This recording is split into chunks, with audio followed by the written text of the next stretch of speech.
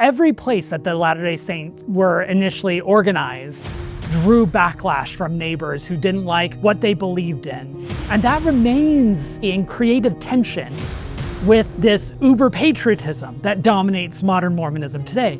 I wish that people believe that I'm the same person they knew before I came out, and that they could have the same trust in me and my relationship with God that they had before I came out. We had a chance to destroy slavery, and we missed it. Would you say that the community of Latter-day Saints has a racism problem?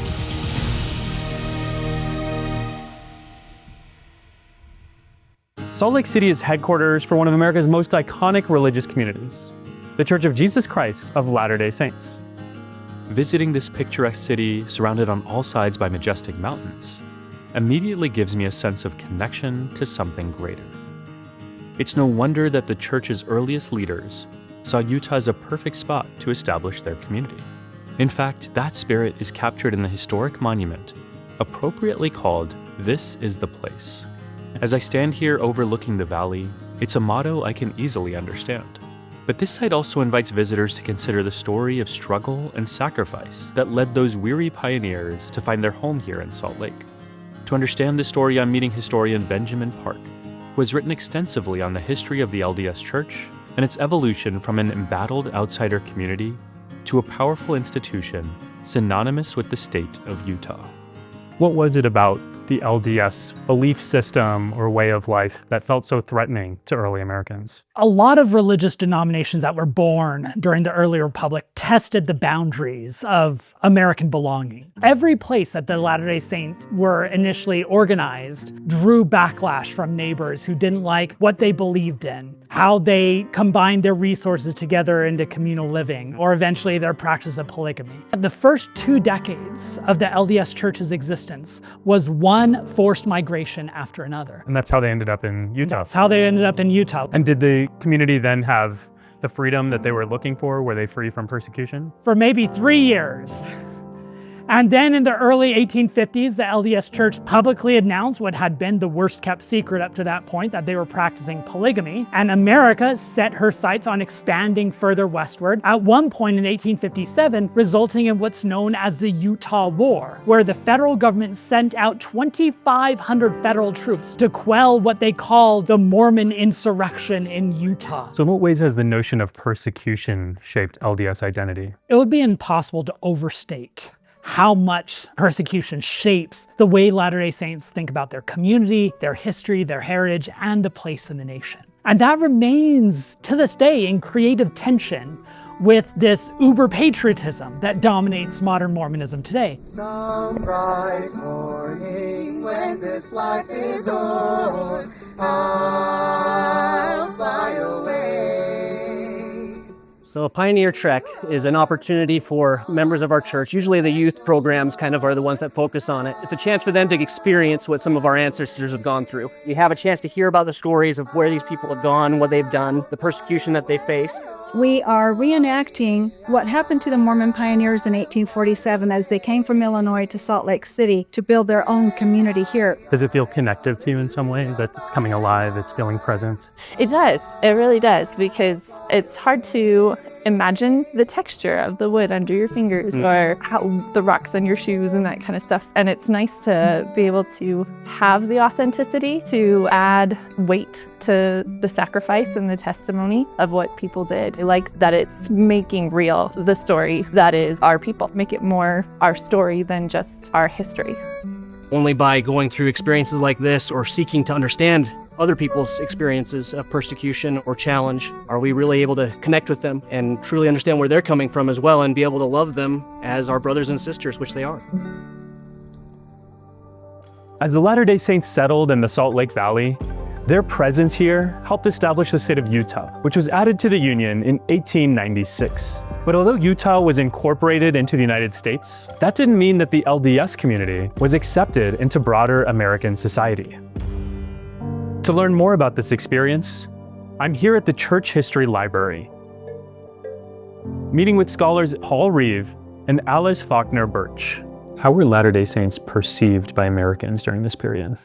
So at the turn of the 20th century in 1904, Life magazine publishes an imagined depiction of what a Latter-day Saint family looks like. And the title simply says, Mormon elderberry out with his 6-year-olds who take after their mothers. And it's an imagined mixed-race Latter-day Saint family. This captures public perception of what is going on amongst the Mormons, that Latter-day Saint polygamy is not merely destroying the traditional family, it's destroying the white race and making it unfit for democracy. That's really what's at stake in the minds of outsiders. So interesting, because I have guessed based on today's standards that Latter-day Saints are white and they might be the religious other, but they're not the racial other. What I'm hearing from you is they were also seen as a racial other. Under Joseph Smith, his circle is not a small one that is just for few people to be in this religion.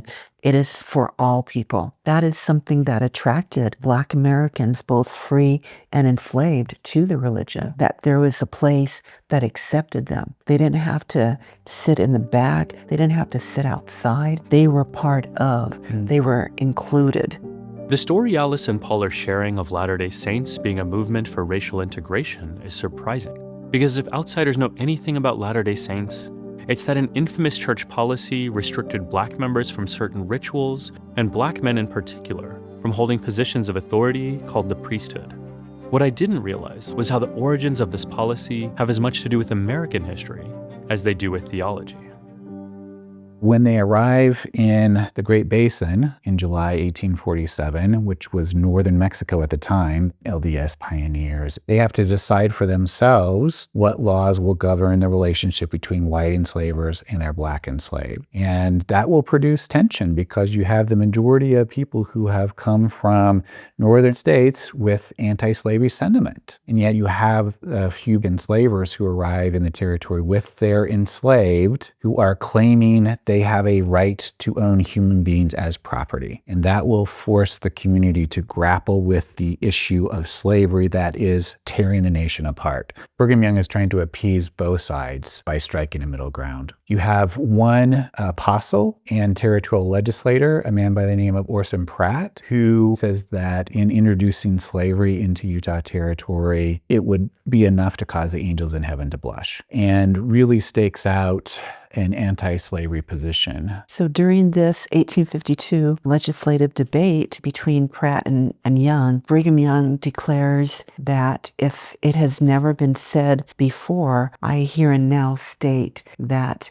the Black race is cursed. And from that moment on begins the more strict application of what becomes known as the priesthood and temple ban. And those are in place roughly for 130 years. And then in June of 1978, the leader of the Church of Jesus Christ of Latter-day Saints, a man by the name of Spencer W. Kimball, claims a revelation in which my estimation restores the church to its original universalism, and that priesthood ordination and temple admission is for everyone. Meaning now, since 1978, Black Latter-day Saints can again serve in the priesthood.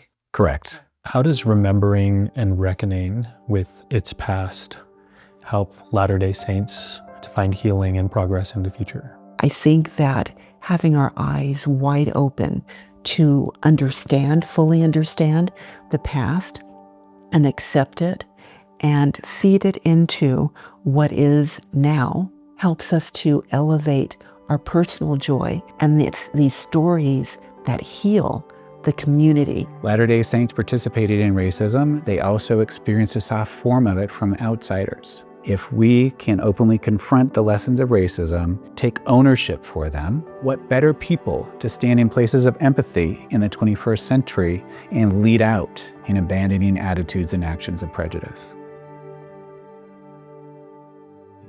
Erecting monuments to the past helps us think about who's included in the stories we tell about our communities and our country.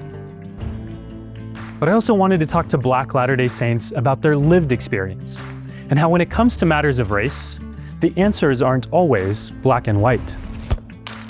Nice shot. Yeah, thank you. Good finish. Good pass there. So you grew up playing soccer? Yeah, I grew up in Europe, Germany, England. And so soccer was a big part of my life. You too, right? I played too, probably not as good as you. No European legacy, but played up until college. So yeah, big part of my life too. One of my dreams actually was to play in college. So when I was able to do that, it was amazing. Beautiful game. I love it. I love it.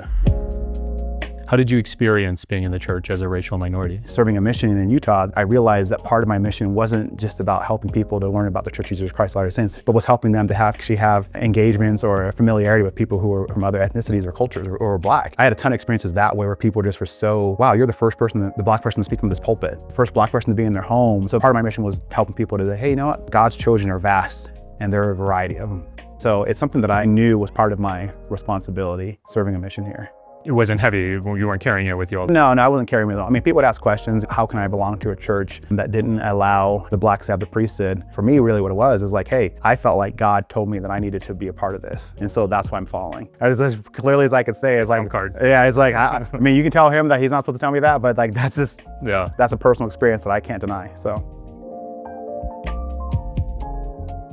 Would you say that the community of Latter-day Saints has a racism problem? That's a really good question. I have met people that I believe do have a racism problem. That's not my job to change that. I believe in the next life, God will handle that.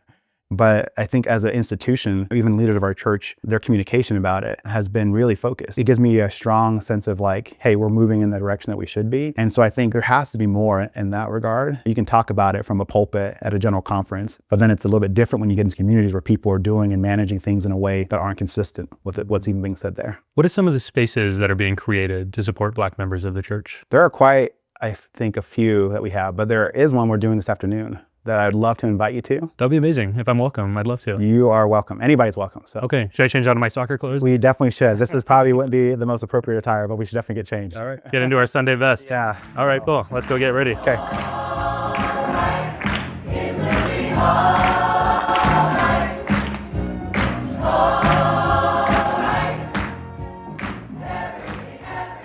Genesis group. It started in 1971. So it's not your traditional congregation. It's a group specifically focused on helping Black Latter-day Saints, supporting them and providing a way for them to gather. The central pillars of Genesis group are first to build and strengthen the individual, helping them to be grounded in who they are, their identity as a child of God. The second is helping bring people together so they have friendship, socialization. And the third is really to improve and strengthen our wards, stakes, and communities so that they're uplifting and inviting for Black Latter-day Saints so that they are creating safe environments. And when we say safety, we mean safety mentally, emotionally, spiritually, socially, and physically. What has being part of the Genesis group meant to you all? I had been missing the Black community part of my religious experience until I came to Utah, of all places. And I got that in Genesis group. I felt like that place of safety for me and my family. Genesis was a place where my kids have like uncles, they have aunts. And honestly, we have a family that is intact. It feels like home to me. When I was called to serve the children of Genesis, that is something that I emphasize. You're different and you're beautiful.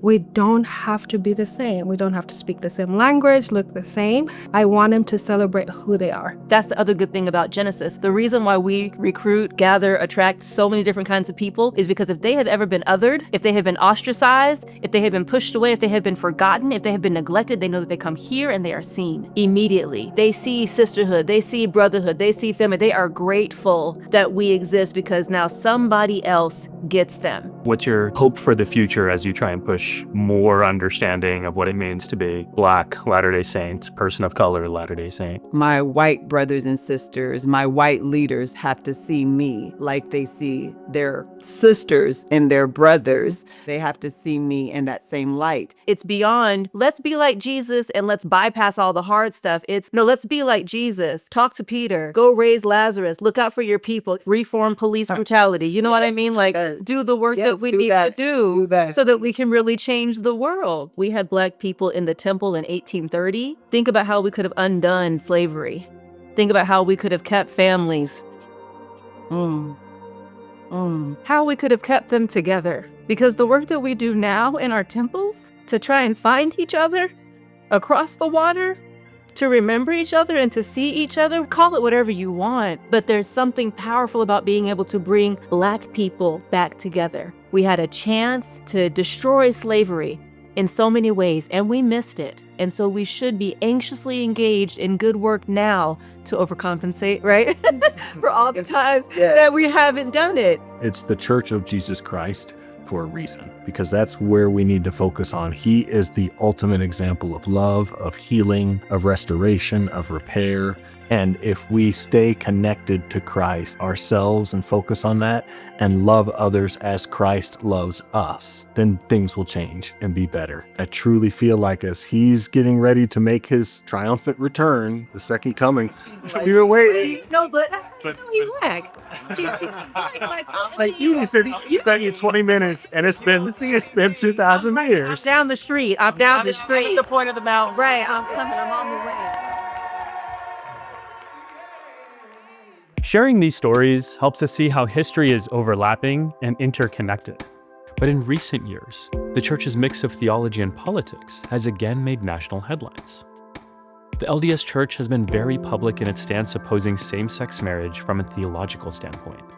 In 2008, during the controversial Prop 8 campaign in California, the church was heavily involved in getting out the vote to oppose same-sex marriage in the state. But church leaders in Utah tried a different approach in 2015. Instead, working with gay rights groups to find a middle ground that respected federal laws on gay marriage, while not requiring recognition from religious institutions like the LDS Church on the grounds of religious liberty.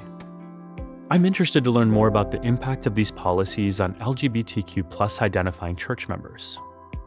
So today I'm in the Sugar House neighborhood meeting non-binary Latter-day Saint Kate Mower to learn their story. Most people think of Salt Lake City as a conservative city, but I'm noticing that it's actually also a really gay city. It is in certain pockets where you're going to see a lot of pride flags. And I think that is to stand out, make it distinct from that. So how did you reconcile these two identities of yours, being an LDS community member, but also being queer? It's been hard. It's been a difficult balance to try to figure out how to hold on to both those identities at the same time. Before it was just like, I'm just gonna be out. Right, like, right. You pick one. Yeah, I could take my name off the record if I needed to. Now I have to sit in this in-between space if I want to honor all the parts of me. Yeah. And it's tricky. It's really tricky. Do you think the two identities are in tension with one another? Like, is it impossible to be both? I don't think so. I think that my queerness informs my spirituality and my spirituality informs my queerness, but there isn't space within the organizational institution for me to be able to say that and have it have meaning for the rest of the community who doesn't know what that feels like. Yeah. Why does it feel important to be someone who belongs to the church, but also someone who is open about their own queerness? This is my heritage, it's my DNA, and cutting myself off from that is also a violence against my personhood, my identity. And so how do I think about Mormonism as my culture, my heritage, my lineage, my, even in a sense, my birthright? How do I think of all of as part of who you are? As part of who I am. Yeah.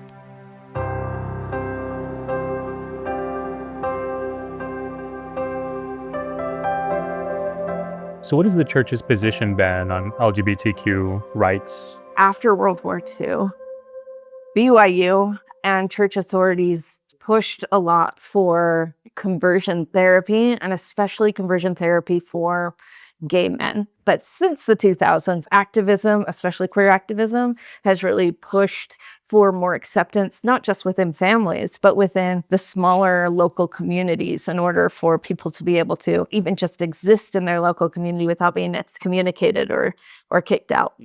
So I know in 2008, the LDS Church had a big role to play with Proposition 8 in California, and that was seen as an anti-gay bill. And then in 2015, we have the Utah Compromise, which seems like a different approach. Can you help us understand what is going on there and how that evolution might have happened? Yeah, it seems like a strange transition. From 2008 to 2015, that's not very much time, but this is an American church, and American sentiment changed towards accepting LGBTQ people, especially same-sex marriage. If this was going to be the law of the land, how was Utah going to ensure these sorts of protections were valid for queer people?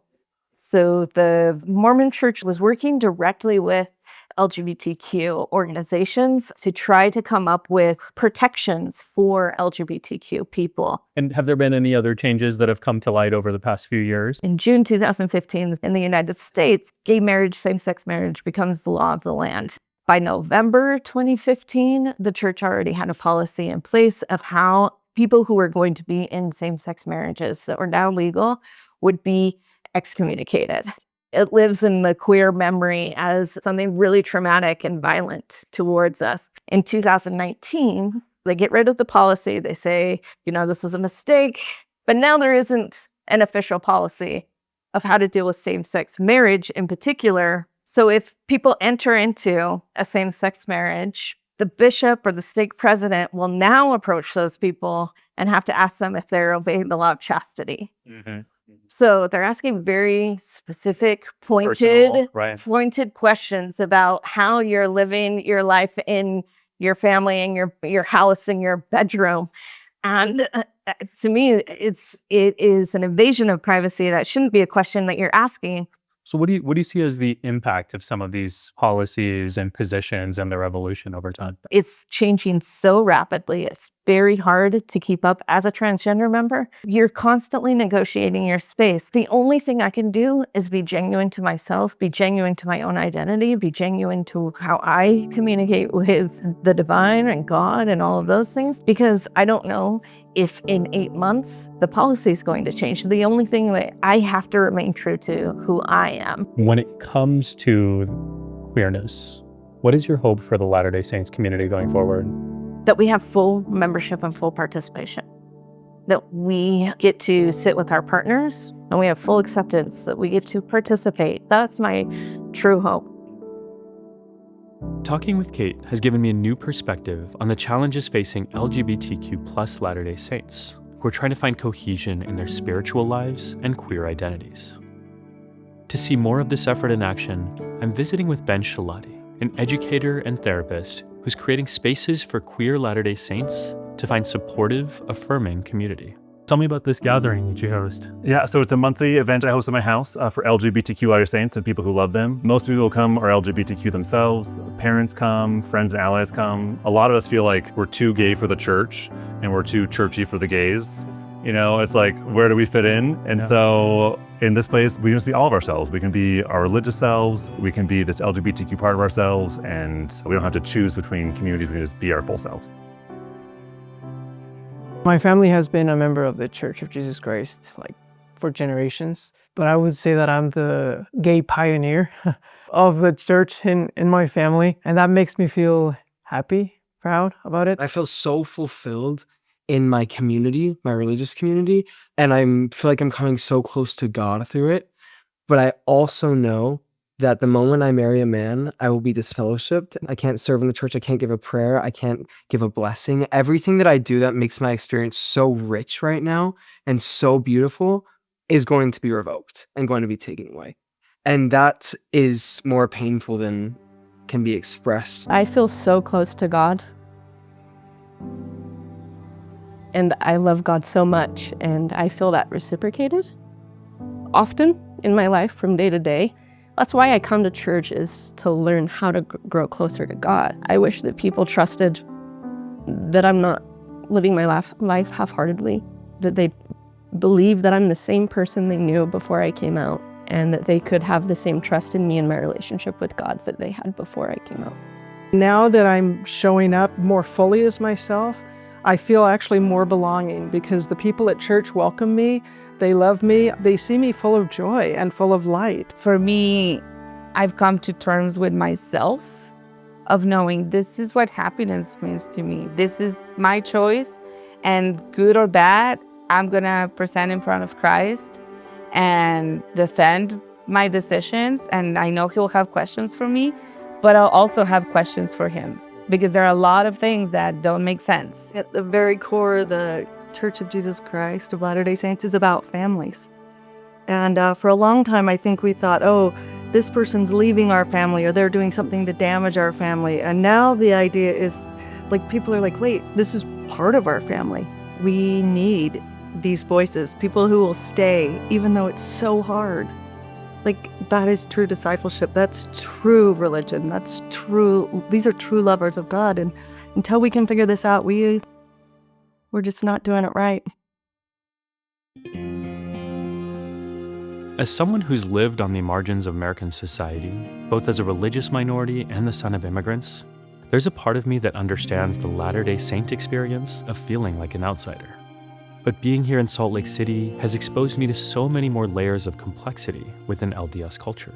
I don't think we've finished that invitation to abandon attitudes and actions of prejudice, but it begins with identifying what are the attitudes that we have. We create this sense of community and this place of safety. What can I take back to my ward today? Dealing with LGBTQ kids, knowing that they feel othered and outside. How can I make them feel safe in this space, in the church, in the ward? Mormonism was so queer. We call ourselves a peculiar people. And I wish that we had the capability of recognizing that peculiar stuff is what makes queerness such an important aspect of Mormon identity to begin with. The legacy that has been given to us, right, is to build safe places, to share safety, protection, love, and acceptance. That's what they came here to start. As we spread out wherever we are, we can build those pockets in our communities for everybody.